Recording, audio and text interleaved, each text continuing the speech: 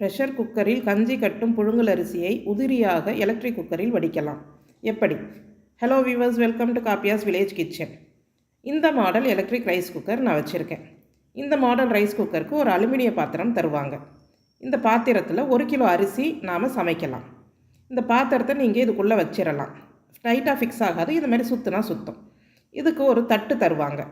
இது பாருங்கள், இந்த ரிங்கு மேலே இருக்கிற மாதிரி இந்த பாத்திரத்துக்குள்ளே நாம் வைக்கணும். அப்போ தான் அந்த தட்டை எடுக்க முடியும். அந்த மாதிரி வைக்கணும்.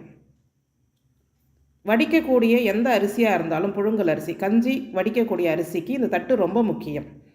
இப்போ இதை வச்சுட்டு நீங்கள் எவ்வளோ அரிசி எடுக்கிறீங்களோ அந்த அளவுக்கு அரிசி எடுத்துக்கோங்க. நான் 2.5 கப் அரிசி எடுத்து கழுவி வச்சுருக்கிறேன். அதை நாம் அதில் தண்ணி வடித்து சேர்த்துடலாம். நான் இப்போ போடுற அரிசி ப்ரெஷர் குக்கரில் வச்சேன்னா குழன்னு ஆகிடும், கஞ்சி சுத்தம். வடித்து எடுத்தப்போ கூட எனக்கு அவ்வளோ தூரம் நல்லா இல்லை, சாப்பிட முடியல. இப்போ நான் இதே எலக்ட்ரிக் குக்கரில் வச்சு காட்டுறேன், எப்படி இருக்குன்னு நீங்களே பாருங்கள். தண்ணி ப்ரெஷர் குக்கரில் வைக்கிற அளவுக்கே நீங்கள் சேர்த்துக்கோங்க, சரியாக இருக்கும். தண்ணி பத்தலைன்னா மறுபடியும் கொஞ்சம் தண்ணி தெளித்து கூட குக்கிங் மோடில் போட்டிங்கன்னா வெந்துடும். இப்போ நம்ம ஸ்விட்ச் ஆன் பண்ணிவிடுங்க. குக்கருக்கு ஸ்விட்ச் ஆன் பண்ணிவிட்டு இப்போ நம்ம ரைஸ் குக்கரில் கீழே கீப் வார்ம்ன்ற இடத்துல சிகப்பு கலர் லைட் எரியும். இப்போ நம்ம வெள்ளை பட்டனை கீழே இறக்கி விட்டோம்னா குக்கிங்கில் சிகப்பு கலர் லைட் எரியும். அதாவது சமைக்க ஆரம்பிக்குது. ஒரு 30 நிமிஷம் ஆகும் இது சாதம் வேகிறதுக்கு. அதுவாகவே வெந்ததுக்கப்புறமா அந்த கீப் வார்முக்கு பட்டன் நகர்ந்துடும். இந்த ரைஸ் குக்கரை வச்சு வேறு என்னெல்லாம் சமைக்கலான்னு நம்ம சேனலில் போட்டிருக்கோம். நான் லிங்க்கு தரேன் டிஸ்கிரிப்ஷனில், நீங்கள் அதையும் பார்த்துக்கலாம். இப்போ பாருங்கள், குக்கிங்கில் இருந்த சிகப்பு லைட்டு கீப் வார்முக்கு வந்துருச்சு.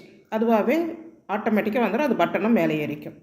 இப்போ நாம் ஸ்விட்சை ஆஃப் பண்ணிடலாம். இதுக்கு மேலே சாதம் வேகாது. ஸ்விட்ச் ஆஃப் பண்ணிவிட்டு நீங்கள் இப்போ திறந்து பாருங்கள்.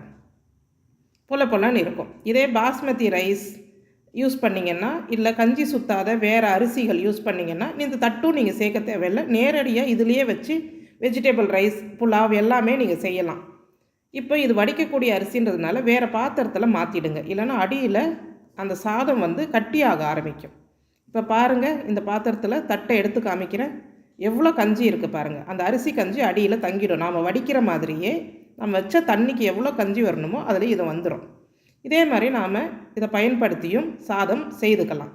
உங்களுக்கு இந்த வீடியோ பிடிச்சிருந்தால் நம்ம சேனலை லைக் பண்ணுங்கள், கமெண்ட் பண்ணுங்கள், சப்ஸ்கிரைப் பண்ணுங்கள். Thank you viewers.